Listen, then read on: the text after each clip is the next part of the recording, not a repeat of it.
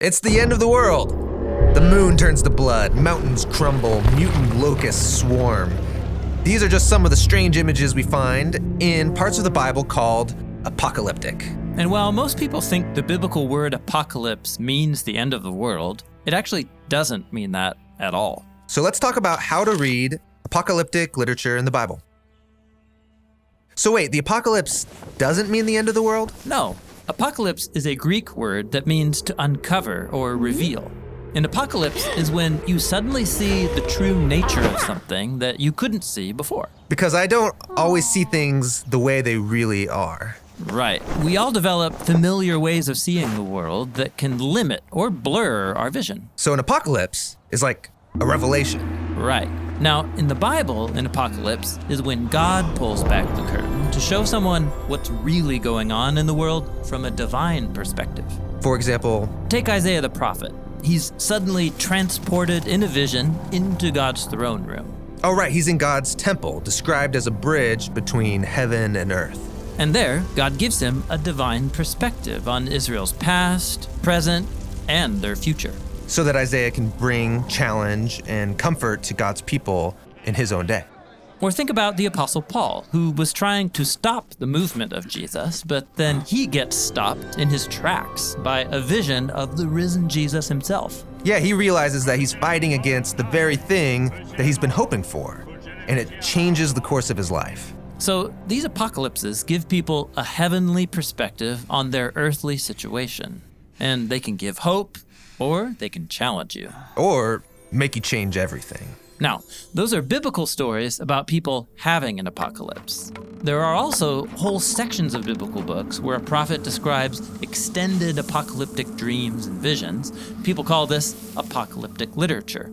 And reading these dreams and visions is difficult. I mean, they're filled with strange images. Like, let's take Daniel. He sees ferocious beasts coming up out of a dark sea, trampling people on the land. And then a character called the Son of Man is exalted to rule the world. What is going on? Yeah, apocalyptic literature is written in a poetic, imaginative style, and it's packed with symbolism. How can I know what these symbols mean? Well, first, by studying the rest of your Bible. Apocalyptic imagery is based on biblical design patterns that begin in the book of Genesis and then develop throughout the Bible. Like the chaotic sea in the first sentences of the Bible that God tames but doesn't eliminate as he orders creation. And so the sea becomes an image of danger, death, and cosmic chaos. And the dry land, which comes out of the sea, is the safe, ordered place where humans are supposed to rule as God's image. Yes, and also on the land are beasts that humans are supposed to oversee. But keep reading, and the humans are deceived by a beast. And start acting like violent beasts. Exactly. Now, sometimes a prophet will tell you what a symbol means. Like in Daniel, we're told those beasts symbolize violent human kingdoms. But more often, the authors just assume you know how to trace an image through the biblical story to understand its meaning.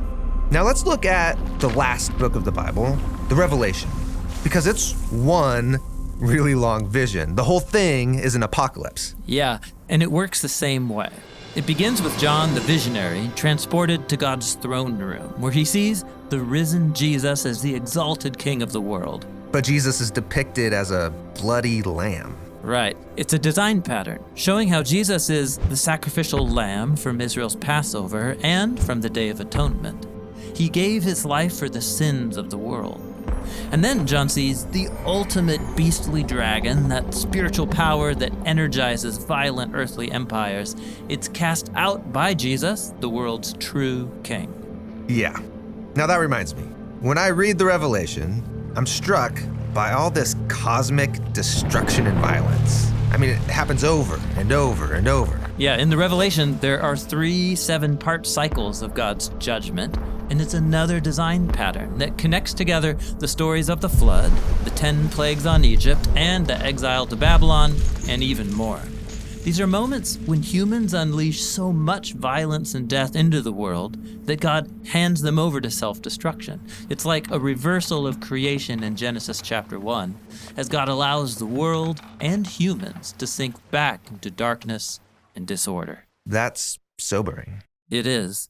But remember, in Genesis 1, God overcame darkness and chaos with his light and life. And so too in the Revelation. The death of Jesus and the death of the world as we know it is the pathway into the renewed creation that began with the resurrection of Jesus. And so while the Revelation feels like the end of the world, It's actually about the beginning of the renewed world, where heaven and earth are reunited and God's human images rule all creation in the love and power of God. okay, this is a lot to take in. It is. And there's a lot in these books that is still hard to understand, but the purpose of Apocalyptic is really clear. To give us a heavenly perspective on our earthly circumstances so that every generation of God's people can be challenged, comforted, and given hope for the future.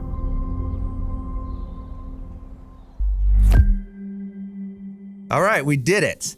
In this series on how to read the Bible, we looked at all the styles of writing in the Bible: narrative, poetry, discourse. And we learn how to read all of the main sections of the Bible. This is sophisticated and beautiful literature.